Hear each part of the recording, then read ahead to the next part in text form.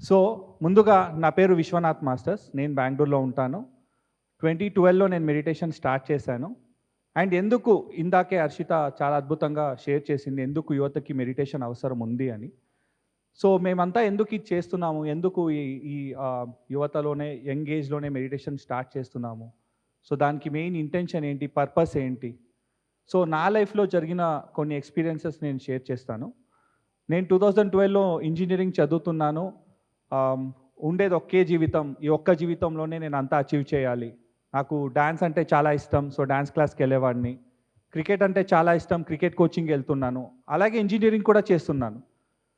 So అంటే ప్రాపర్‌గా clarity లేదు. ఏ ఒక్క ఫీల్డ్‌కి వెళ్ళాలి, నా కెరియర్ ఏది డిసైడ్ చేయాలి అనే క్లారిటీ లేదు. సో అందుకే ఈ 3 రంగాల్లో కూడా నేను అద్భుతంగా ఏదైనా సాధించాలి అనే ఇంటెన్షన్‌తో నేను ట్రై చేస్తున్నాను నా లైఫ్‌లో. సో అలాంటి సిచ్యువేషన్‌లో ప్రాపర్‌గా స్టడీస్ పైన ఫోకస్ చేయకుండా ఒక 8 సబ్జెక్ట్స్‌లో ఇంజినీరింగ్‌లో ఫెయిల్ అయ్యి ఇంట్లో ఉన్నాను. అప్పుడు ఒక క్లారిటీ లేని సిచ్యువేషన్‌లో నాకు మెడిటేషన్ నా లైఫ్‌లో వచ్చింది. సో ఎప్పుడైతే మెడిటేషన్ స్టార్ట్ చేశానో అప్పుడు కొంచెం మెల్లగా నాకు కాన్ఫిడెన్స్ అనేది, ఆత్మవిశ్వాసం అనేది పెరిగింది. దాని తర్వాత మనకు పత్రి సార్ ఆడియోస్ వినడం స్టార్ట్ చేశాను. pssmovement.org వెబ్సైట్లో పత్రి సార్ది ఎంతో అద్భుతమైన వీడియోస్, ఆడియోస్ ఉన్నాయి. సో దాంట్లో ఒకానొక ఆడియో ఏంటంటే సంకల్ప శక్తి. సంకల్ప శక్తి అనే ఆడియోలో పత్రి సార్ చెప్తారు, మనందరికీ ఎన్నో జన్మలు ఉన్నాయి. ఒక్కో జన్మలో ఒక్క రంగాన్ని చూస్ చేసుకొని దాంట్లో మనం ఏదైనా అచీవ్ చేయొచ్చు, మిగతావన్నీ మనం హాబీస్గా పెట్టుకోవచ్చు అని. సో ధ్యానం చేస్తూ పత్రి సార్ ఆడియోస్ విన్న తర్వాత నాకు నా లైఫ్లో క్లారిటీ అనేది వచ్చింది.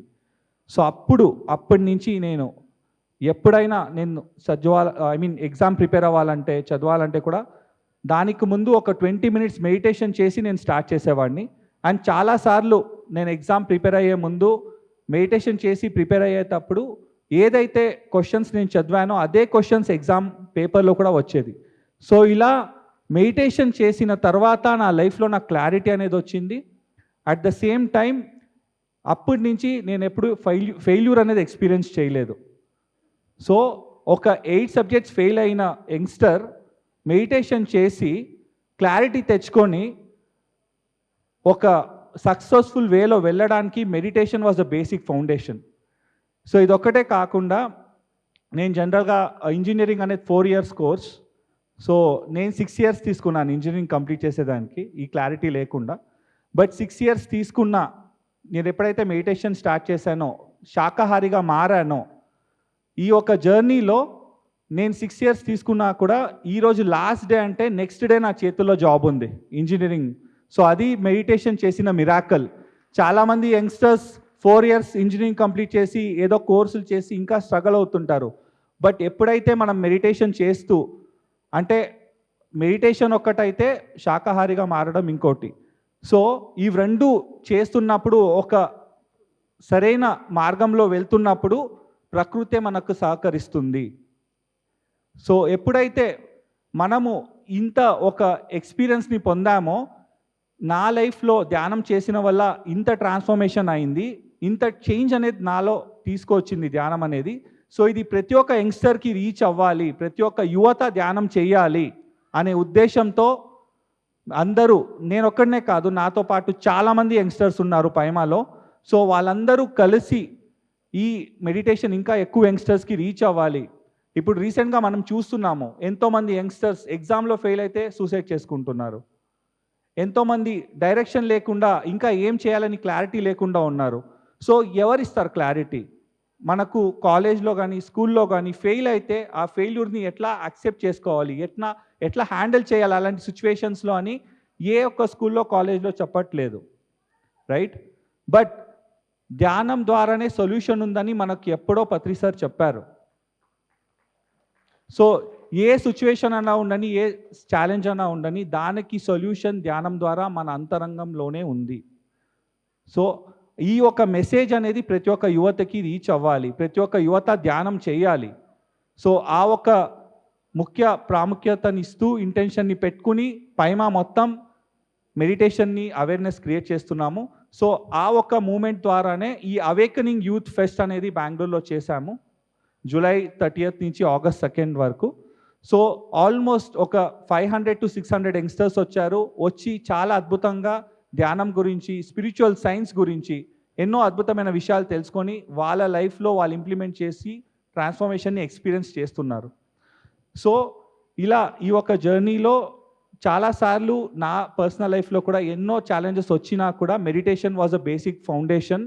అండ్ చాలామంది యంగ్స్టర్స్కి వాళ్ళ ఒక రాంగ్ కంపెనీలో ఉన్నప్పుడు చాలా రాంగ్ థాట్ ప్రాసెస్ని లైక్ ఇంప్లిమెంట్ అవుతూ ఉంటారు.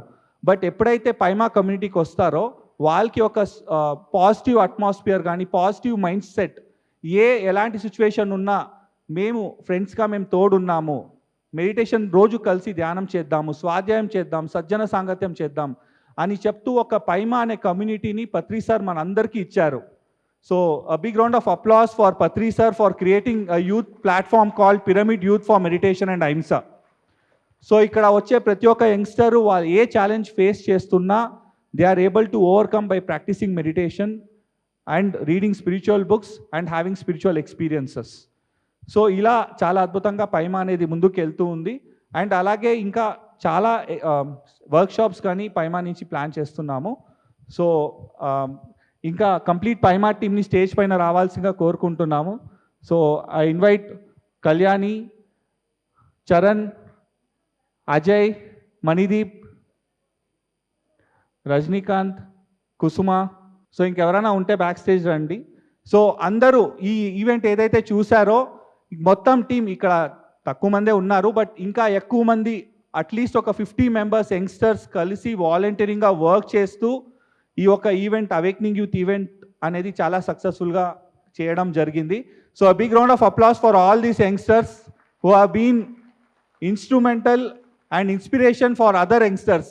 ప్రతి ఒక్కరూ ఇక్కడ వాళ్ళు ఒక వర్క్ చేస్తూ, నేను ప్రస్తుతానికి సాఫ్ట్వేర్ జాబ్ చేస్తున్నాను. సో సాఫ్ట్వేర్ జాబ్ చేస్తూ మన పత్రి సార్ ఏదైతే చెప్పారో మధ్య మార్గం అనేది చాలా ముఖ్యం అనేది. సో మన జాబ్స్ చేస్తూ మన ప్రాపంచిక బాధ్యత ఏదైతే ఉందో అది నిర్వహిస్తూ మేము ఈ సేవ అనేది చేస్తున్నాము. So thank you masters.